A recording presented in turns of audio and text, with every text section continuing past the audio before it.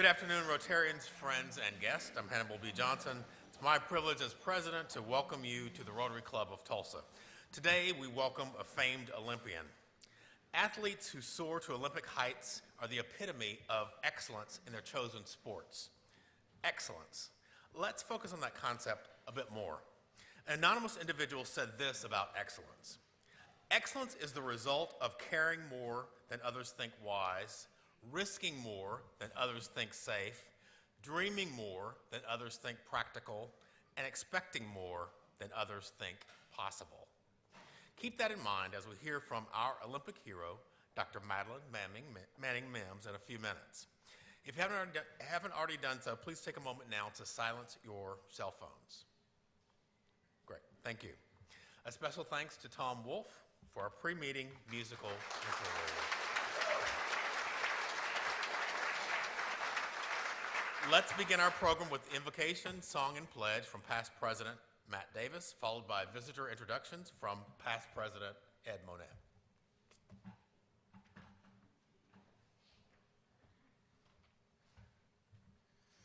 I want to share with you an Irish prayer that I dearly love. May God give you for every storm a rainbow, for every tear a smile, for every care a promise and a blessing in each trial. For every problem life sends, a faithful friend to share. For every sigh, a sweet song, and an answer for every prayer. Let's sing God Bless America.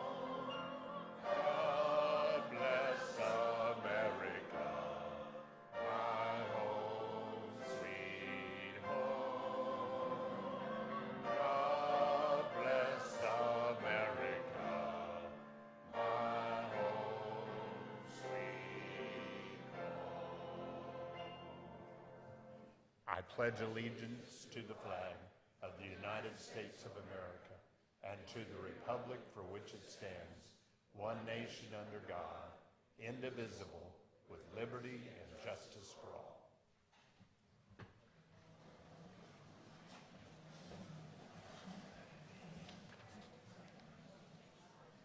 I'd like to welcome everybody to the Rotary Club of Tulsa. We appreciate you being here, and as is our custom, I will introduce the host Rotarian and their guest. If they would briefly stand for a moment, sit back down. We'll hold our applause till the very end. Point of order, I don't know how many of you remember the IBA Awards event where Dr. Mims sang the national anthem, probably the greatest rendition of the national anthem ever. So what in the blazes are we doing having Matt Davis do the thing? I don't understand. So anyway, Rotarian Tina Miller has with her Tony Moore from Hospitality House. Corey Nickerson has with him Dr. Cheyenne Anthony, the pastor at the International Gospel Center. Rob Berry has two important guests today, Jennifer Patterson and Alicia Bennett, both with Aim High. Cara Gay Neal has with her Jim Campos with State Farm. Peter Jansen brought Sarah Stuckley with the Stokely Event Center. Let's give them all a warm round of applause.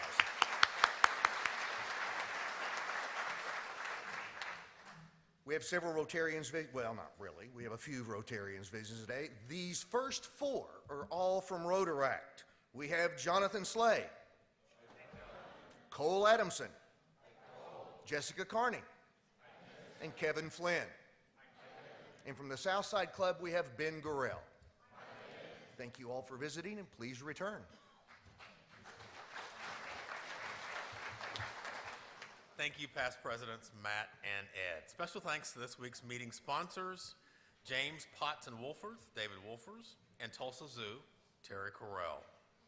Committee meetings today, Above and Beyond in room 233, and 2019-2020 programs in room 234. Thirsty Thursday is tomorrow from 5:30 to 7:30 at the Medical Supply Warehouse. This is a social and a service event. So food and drinks will be provided, and special thanks to Brenda Mellencon for sponsoring. Sign-up sheets are on your tables. Since 1929, Rotary Youth Exchange has been part of Rotary International, and it continues to grow and to change lives. Currently, about 9,000 students study abroad on scholarship by Rotary clubs every year. The Rotary Club of Tulsa will host an exchange student. 3 host families are needed from August 2019 through June 2020. If you're interested, please contact Tricia Kirkstra or Duff Weddle. We really need host families, right? Upcoming programs. April 24th, Oklahoma University women's basketball coach Sherry Cole will be in the house. May 1st, Barry Henson will be our speaker. You know, service lies at the heart of who we are as Rotarians. We identify community needs and match those needs with resources, building relationships and solving problems all along the way. Since its inception in 1972, the Rotary Club of Tulsa Foundation has invested close to $6 million in Tulsa area community projects and initiatives. Let's take a moment to hear from 2 of this year's grant recipients. Please welcome Rob Berry and Jerry Bates.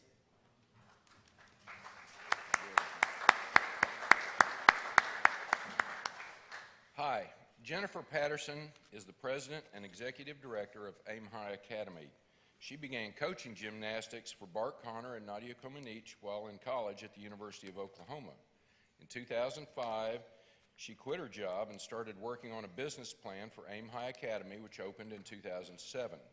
In 2016, Aim High purchased the highly reputable Tulsa World of Gymnastics. This Rotary grant for $18,000 will purchase needed gymnastic and ninja equipment. Let me now turn this over to Jennifer, and she can tell you more of what they're doing. Hello, thank you so much. It's so exciting to be here. And so the mission of Aim High Academy is to provide a faith-based environment for any kid that wants to participate in gymnastics, dance, or ninja classes. And we have over 240 children that receive some type of scholarship award in order to be able to participate in our program. We now have 2 locations. We have the wonderful Tulsa World of Gymnastics facility that we purchased in 2016. And then shortly after that, we were able to open our North Tulsa location. And so we're serving over 700 children in the Tulsa community through both locations. And I want to tell you guys a quick story. It's a story about a little girl named Sheridan. Sheridan came to Aim High when she was 6 years old. The very first balance beam that Sheridan put her little toes on was a gift of the Rotary Club of Tulsa. The very first bars that she wrapped her hands around were a gift of the Rotary Club of Tulsa. When we were able to move into a larger location because our program grew, the very first locker that Sheridan had was a gift of the Rotary Club of Tulsa.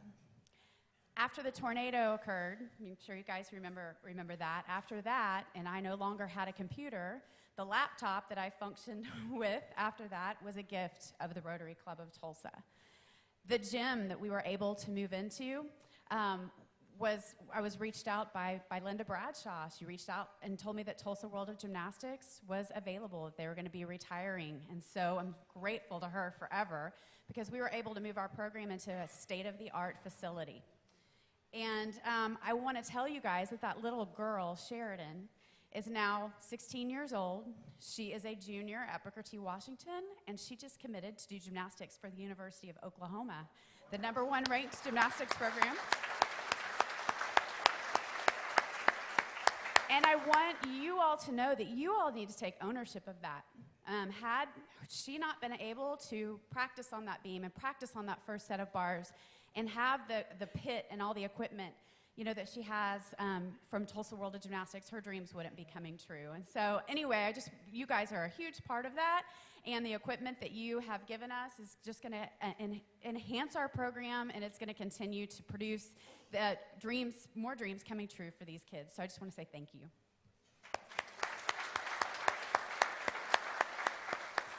Good afternoon. David Callan and I had the privilege of going out to Hospitality House and touring and learning more about their program. They serve families who are in need and put them up and provide a place to stay while one of their loved ones is experiencing a health crisis in our local hospitals. We have provided a $17,000 grant to them to refurbish some of those apartments where the families stay. And it's my pleasure and privilege to introduce Tony Moore, the founder and executive director of Hospitality House. Thank you, Jerry. Thank you, Rotary Club, for all you do in our community. This is our first grant with the Rotary Club, and I'm just so thrilled and thankful for your generosity. Well, what will your grant do for the thousands of families that we serve that travel to 14 Tulsa hospitals in medical crisis? What will flooring do? What will bedding do? Well, for years, the wear and tear on the carpet in our upstairs family suites has become stained, worn, and torn with these families. It's a little different than our personal homes, however. The stains and the wear and tear are reminders of our mission every day. The tears shed over the condition of their hospitalized loved one, the drips of food that were prepared and delivered by volunteers so the guests could have a warm meal late in the evening after they return from the hospital. Warm places in the carpet showing thousands of families who have walked through our doors every day, finding hope in this little home that Tulsa has provided. The new flooring will allow to keep the family suites cleaner and present a more welcoming environment to not just the caregivers of the patients, but the cancer patients who are in active treatment of chemotherapy, radiation, and other therapies while they stay with us. It's a cleaner floor where an exhausted mother and grandmother can let a toddler play while they take turns going over to the NICU unit in the hospital to hold and care for a struggling newborn. The new bedding allows our guests to get quality, uninterrupted sleep away from the beeps and the sirens and many other noises that accompany sleeping in a hospital. The rest of the new beds rejuvenates and gives hope to the caregivers and helps them face another difficult day with their family members struggling in their health. What you're doing makes a huge difference, and it's leaving a legacy of hospitality that Tulsa will be remembered for centuries to come. Thank you. Great, thank you. Aim High Academy and Philos Hospitality, we appreciate the great work that you do. Your grant signifies our investment in your efforts to improve the quality of life here in Tulsa for all Tulsans. This time, please help me welcome our Sarge, Daniel Gomez. Daniel.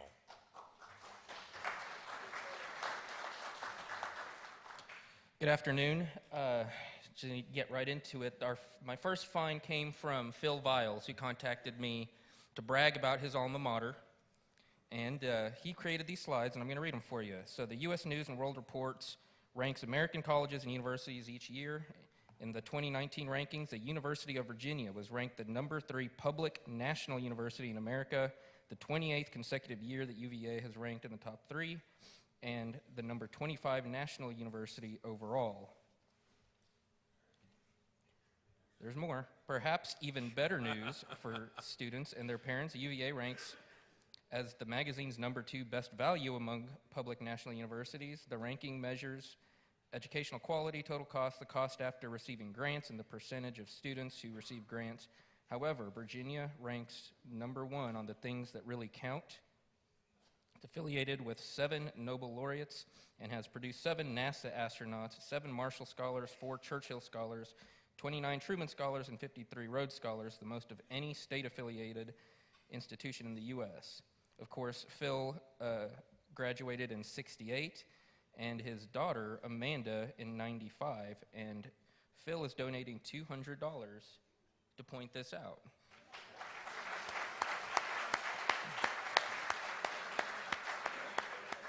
I assume this was on purpose. Phil did not mention the national title that UVA just won in basketball, but let's give a round of applause for that.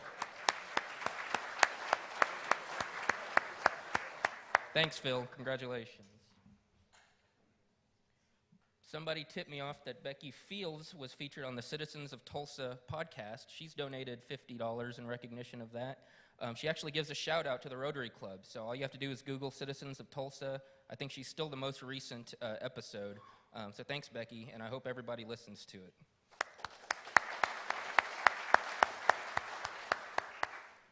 $100 was given anonymously to point out that Tim and Barbara Knoll are featured in the GTR Reporter, talking about We Be Trees, obviously, and its contribution to the community and to the economy here in Tulsa. It's a great article if anybody pulls it up and reads it. Thank you, Anonymous, and thank you, Tim and Barbara, for everything you do.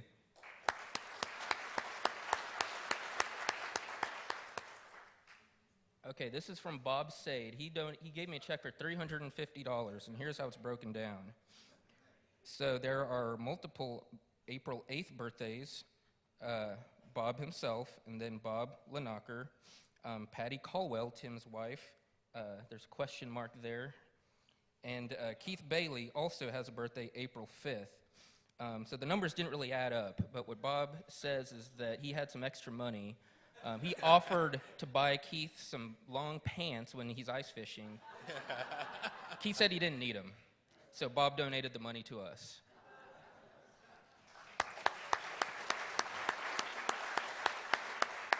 And speaking of April 8th birthdays, just this morning, Bob Linacher handed me a check for $148. That is $92 for his birthday and $56. That's how many years he's been in Rotary.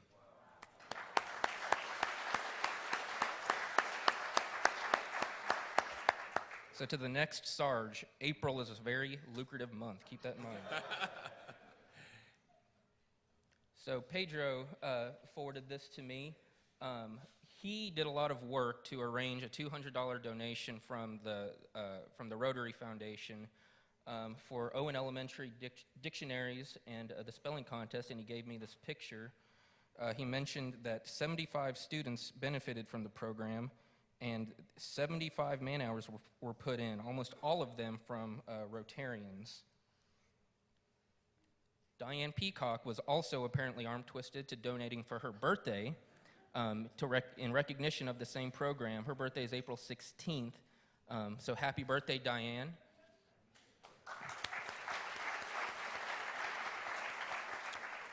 And y'all might recall from 2 weeks ago, Scott Philstrip donated $500 personally for this program. Pedro wanted me to point out that between the foundation, Scott, and Diane, that's $800. That's just generosity from this club. Right.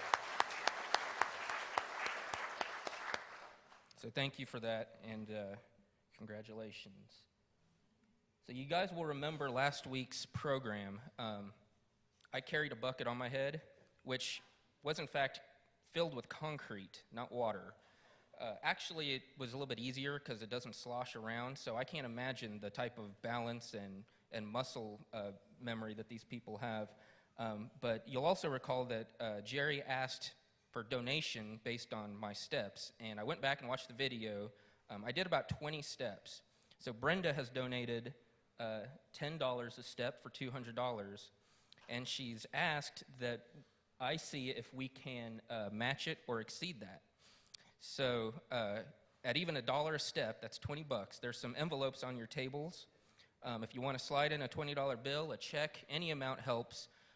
If you want a receipt from Tommy Lynn, just write your name on the envelope. But thanks, Brenda, for that. That's a generous donation, and I hope that we can match it or exceed it. So thank you, Brenda.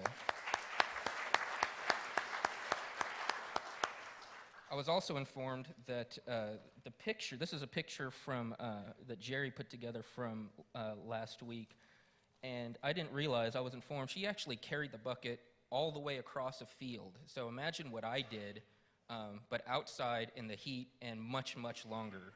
So how about a round of applause for last week's presentation, which was amazing, and thanks, Jerry. So I'm hoping there's some more April birthdays before the month's over. So give me a call, an email, and back to you, Hannibal. Great. Thanks, Daniel.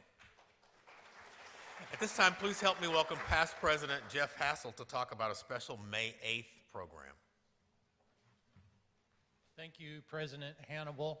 This year, for the second year in a row, we will be able to have the Committee of 100 Tulsa speaker join us the day after that person speaks to the Committee of 100. And there's a note on your table about our last year Committee 100 speaker, Shannon Sedgwick Davis, and her new book. But this year, we're excited to introduce you to Colonel Robert Darling on Wednesday, May the 8th. Here's a little bit about him.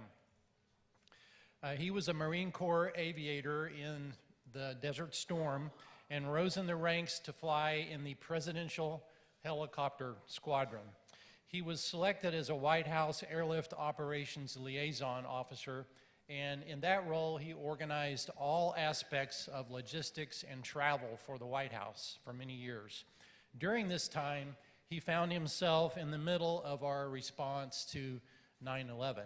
In particular, he was the liaison between the Vice President, the National Security Advisor, and the White House Situation Room right after the events.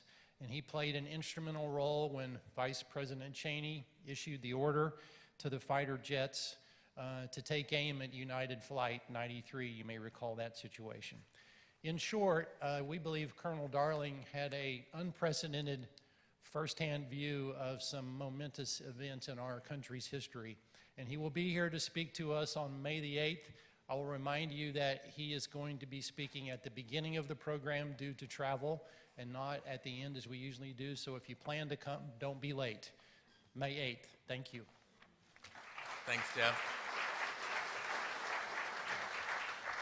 Next up is Jonathan Slay to talk a little bit about Rotaract. Hello, Rotary. Thanks for letting me be here today. I just wanted to give you a quick update on what Rotaract is doing this year. We have come really far in the past year or so. After a very successful wine, cheese, and chocolate last fall, raised a lot of money, gave it to some great people and charities in the local area, and thank you all for being part of that. We are continuing to plan this fall's event. We'll be doing it again. And we've done some great new things with Facebook marketing. We're getting people that we've never met before that are coming in from Facebook. We have a social tonight. I want to do a little shout out. Got Wood, axe throwing, kind of crazy. We're going to be there. We actually have 2 new members signing up tonight through a promotion we're doing. So if you have another young friend or you want to come and have fun with us, please be there at 6 o'clock tonight. We'll be there. And then also we've done a lot with training this year, really focused on not just handing off to the next set of leaders, but training them to do a good job. And I just wanted to point out, so as I go through a job transition here in May, I'll be transitioning to give these very capable young leaders, Kevin, Cole, and Jessica, the reins here, and they're going to take it from here, and they're just going to do an amazing job. They've already been incredibly supportive.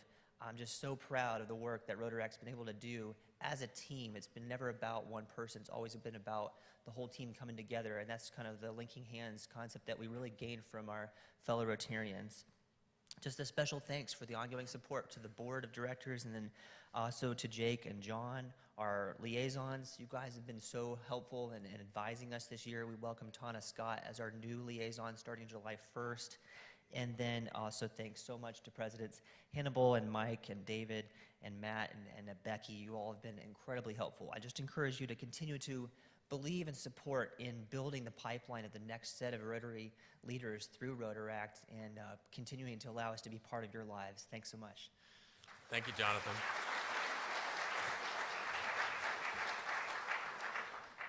It's been 5 decades since Madeline Manning Mims crossed the finish line of the women's 800-meter race at the 1968 Olympic Games, winning the race by more than 10 meters.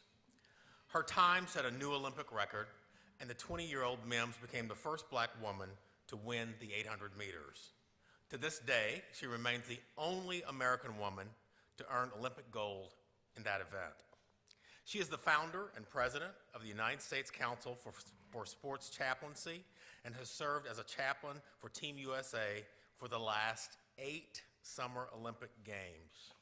She also served 6 years as a chaplain to the WNBA Shock basketball team. Dr. Mims earned a Bachelor of Science degree in Sociology from Tennessee State University and Masters of Divinity, Doctorate of Ministry, and Honorary Doctorate of Divinity degrees from Oral Roberts University.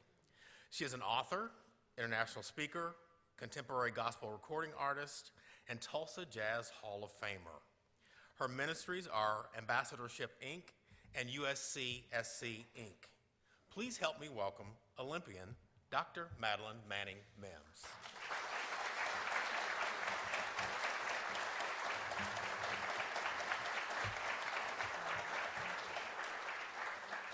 We're going to start off with a short video, and I'm going to tell them when to cut it so I can come in. Okay.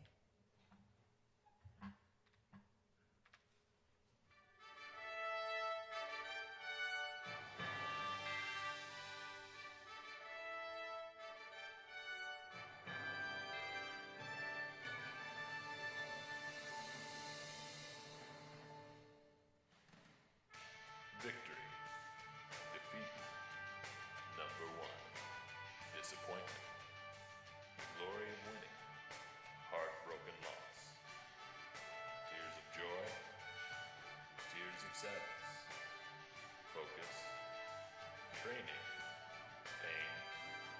Fatigue. Why? Do you not know that all who run in a race run all to win a prize, but only one wins the prize? So run in such a way as to win the prize. 1 Corinthians 9:24. What is a true winner? What does a winner look like? How do we identify a true winner? One we would call a hero, a role model, a champion. Someone once said that you know a person's true character and identity when you're able to see and know what they do when they think no one is looking. Integrity is carved out of one's desire to do what is right just because it is the right thing to do. Sports is a way athletes can express their true being under intense pressure. Competition draws upon your deepest hidden character qualities while standing under fire. Society has brought forth the mindset in sport that if you come in first, beat the other team, and break records, you are rewarded with the best life has to offer. Money, houses, clothes, cars, parties, loose living, and everything your heart desires. So why is it that so many of our champions fall out of grace at this time, to our amazement? Why are many finding life so empty?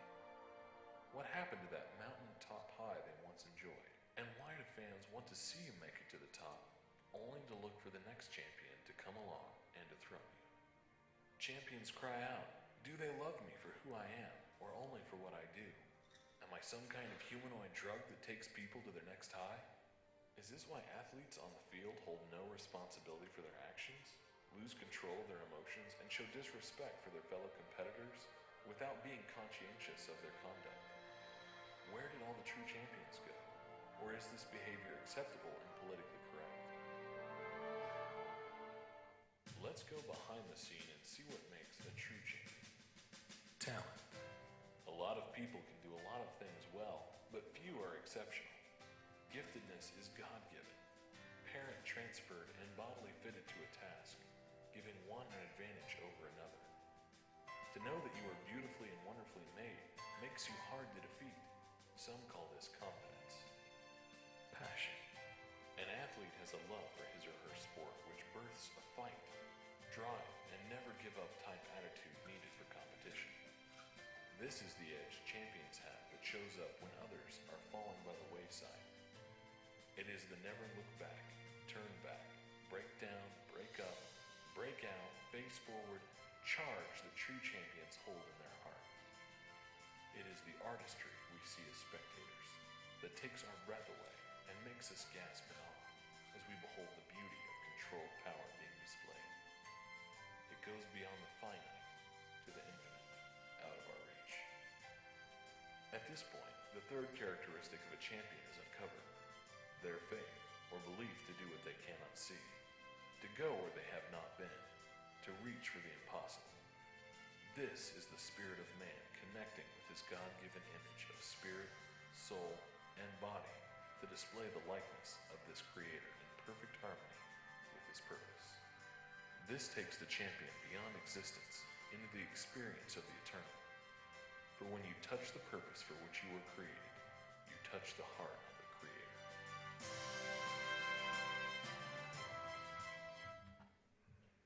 Just a little rev you up, Olympism.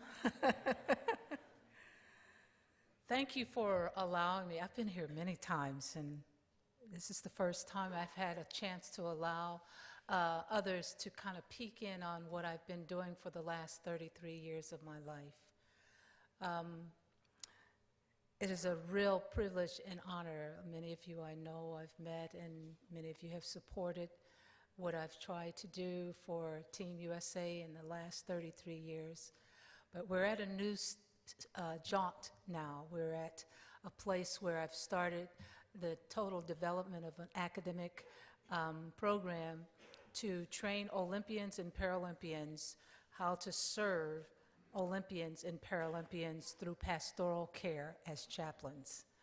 Time, in other words, for me to pass my baton on. I decided to write this out because I'm not used to talking, looking on a piece of paper, but I want to stay focused on what I have to share. 3 of the 4 U.S. Olympic teams that I was a member of, I was also the women's captain. And in 1984, after a 16-year international career in track, I was in LA for the 84 games, and I was working with the current Olympians at that time to reach out and do community work in the LA area and showing the athletes how to use their platforms to empower and inspire other people to go for their dreams. In 1988, I was invited by the host country, Seoul, Korea, to serve as a member of the 1988 Seoul Olympic Chaplains team as a volunteer for religious services, and this was the first of its kind. The International Olympic Committee realized that the faith-based needs of Olympians across the world were not being met, and they developed a multi-faith group to accommodate the basic religious needs. The major religions to be served there were Catholic and Protestant Christian, Jewish, Muslim, Buddhist, and Hindu. I was one of the 2 women called to serve on this team out of 27 international Protestant chaplains. My responsibility was to serve the U.S. team, Canada, English-speaking Caribbean teams, and you can imagine this was a daunting task, to say the least. I found myself basically doing the same thing that I did as a captain on the team: counseling, listening, comforting, encouraging, holding Bible studies, praying with athletes, and basically doing soul care with my peers, with coaches, and with the staff. I was sought out to serve this capacity for the next 8 Olympiads. In 2016, became my 9th Olympiad to serve as a chaplain for Team USA, being my priority. I also recognized the need for more chaplains to serve Team USA, specifically Olympians like myself, or also Paralympians who were also participating in the summer and winter games. But there was no training and no governing body that was set up for this group of people. So in 2007, kicking and screaming, at the age of 59, the Lord sent me back to school. And I was a little perturbed at first because I didn't want to go. I didn't like school. I liked being out on the field and doing my thing out there with people. But I finally went back and received my Master of Divinity in 2011 and my doctorate in 2016. My dissertation was titled, "A Survey of Attitudes Toward the Placement of Christian Sport Chaplains on U.S. Olympic Teams." And the purpose was to prove that there was a need for chaplains to be staffed on U.S. Olympic and Paralympic teams during competition. My research project showed that there was definitely a need for religious services to be met on U.S. teams. The United States Council for Sports Chaplaincy, USCSC, was established as a not-for-profit organization in 2003. It now turned its priority to developing a graduate-level program to train Olympians and Paralympians in pastoral care to serve as professionally certified chaplains staffed on Team USA during competition. This 2-year program started its inaugural class of 5 Olympians in 2018 and will complete its second year in August of 2019. It's coming up.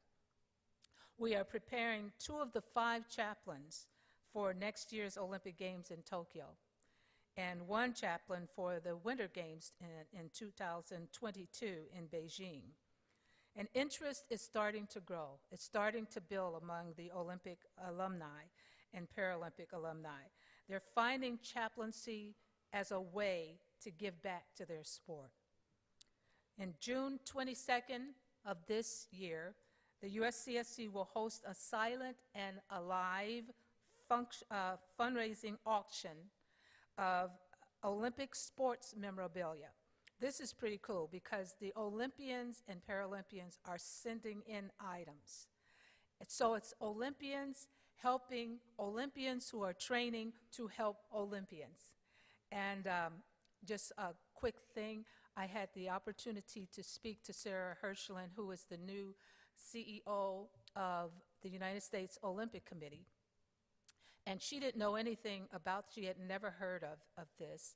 And I shared with her, I said, the reason I want you to know what I'm doing and the reason I want you to understand the undercurrent math of this whole thing is because you're going to have national governing bodies, CEOs coming to you and saying, what do you think about this thing with chaplains who are Olympians and Paralympians going back in? What do you need?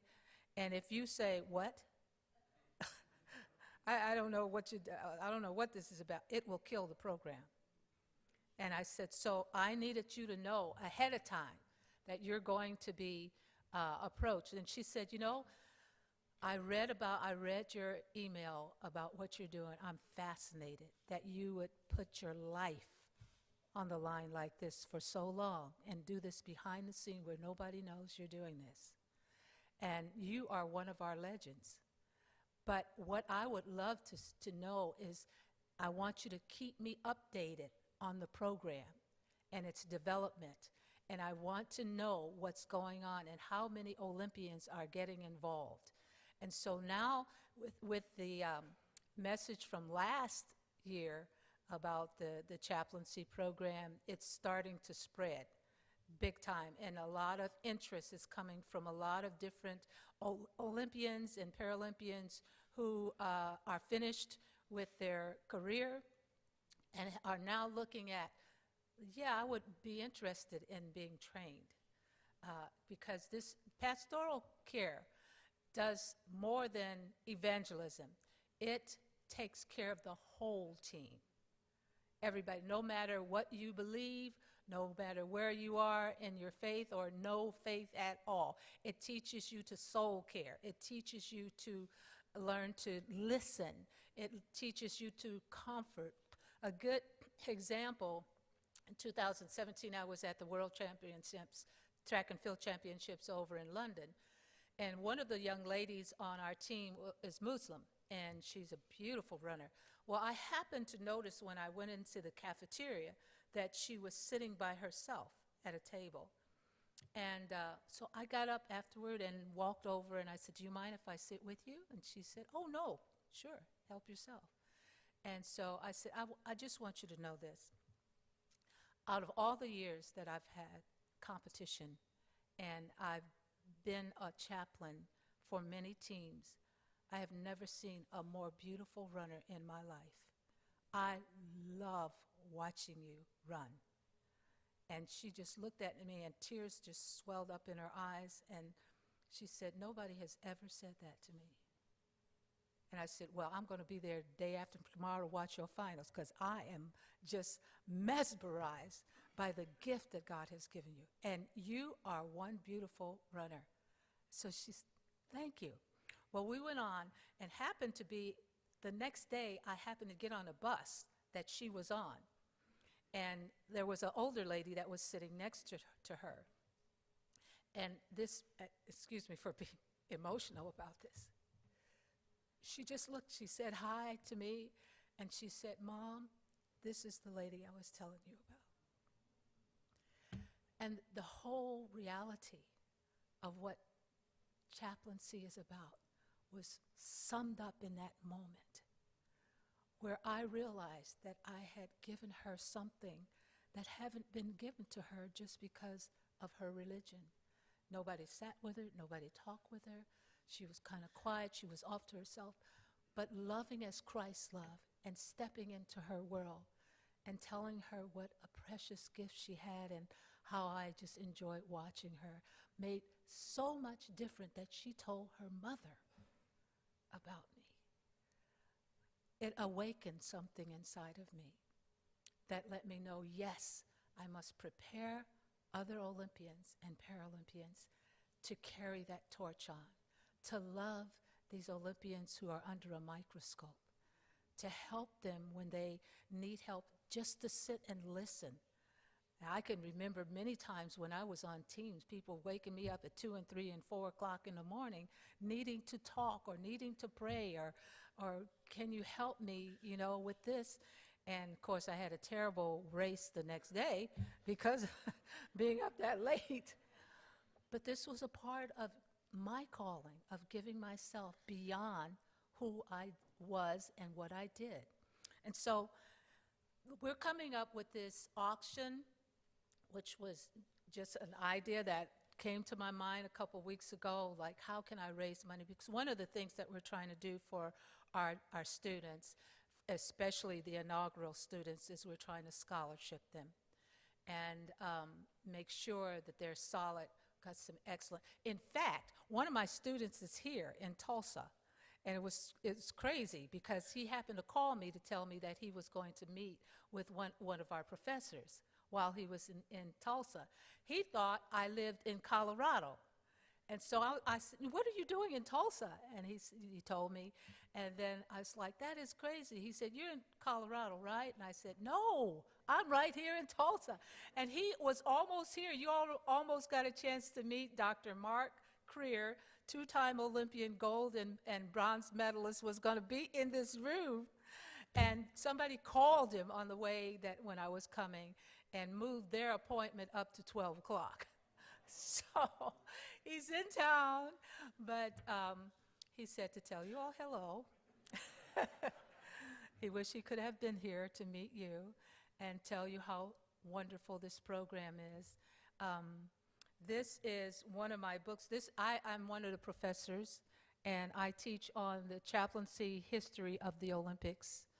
And we have some other outstanding professors from different universities across the nation, one from Cambridge and one from Berlin. We're giving them the best because they are the best.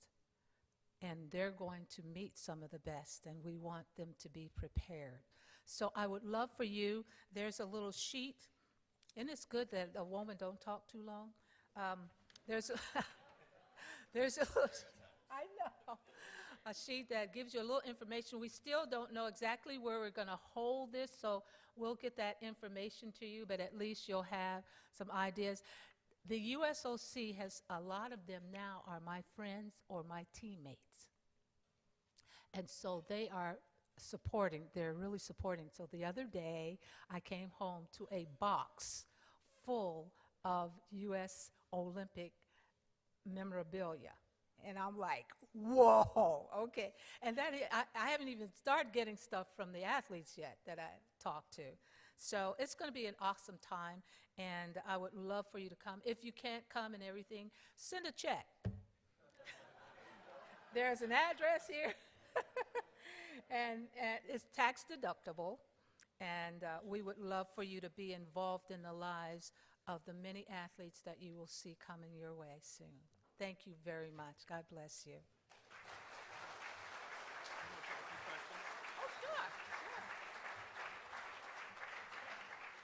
So we've got a few minutes. If anybody has any questions, if you would please approach the center mic and pose your questions, we welcome those.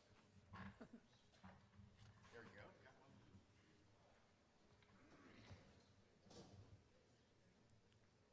go.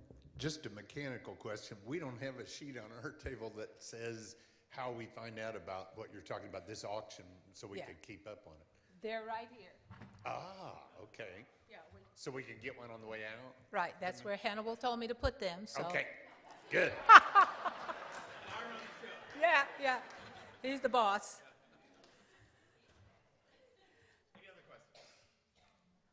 I would love to say to Jenny, I've watched her program for a long time. When I was chaplain for the Shock, your little kids would come out on the floor and do halftime, and I'm so proud of where you're going with this, especially after the situation that has just recently happened in the last few years with gymnastics and them trying to rebuild. Definitely appreciate what you're doing and who you are, and we're trying to get some Olympic chaplains on the staff so that they can help to carry that. Yes, yes, sir. Tell us your Olympic time. My Olympic time was 2 minutes 0.87. That's 2 minutes 0.87 hundredths of a second. That was the world record, the Olympic record, and the American record at that time. But my fastest was 1 minute, 57 seconds, and 87 seconds. Thank you.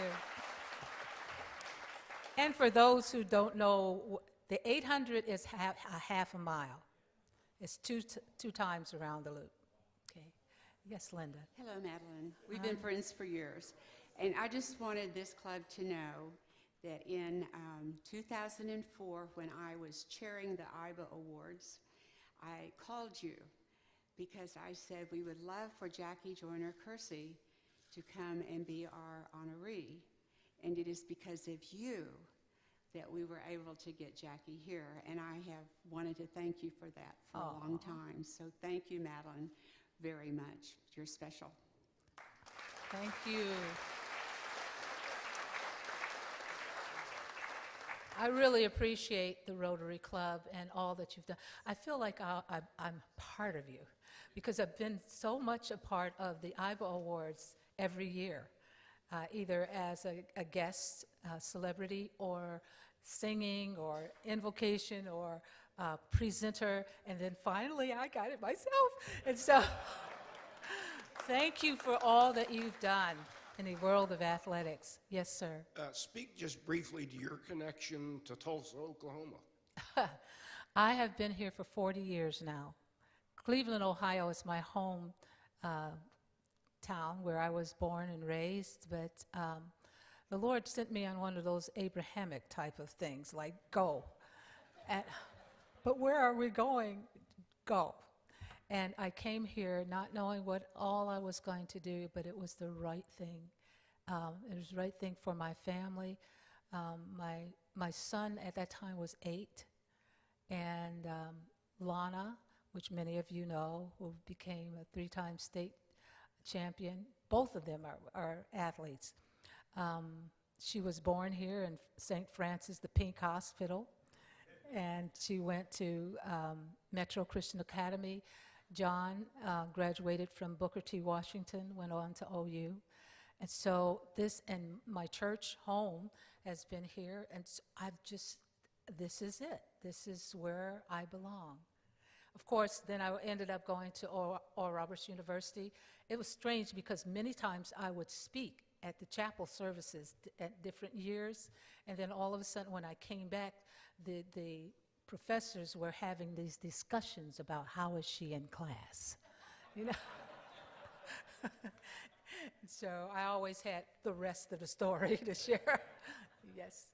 Thank you so much. I appreciate and love you, and happy Easter.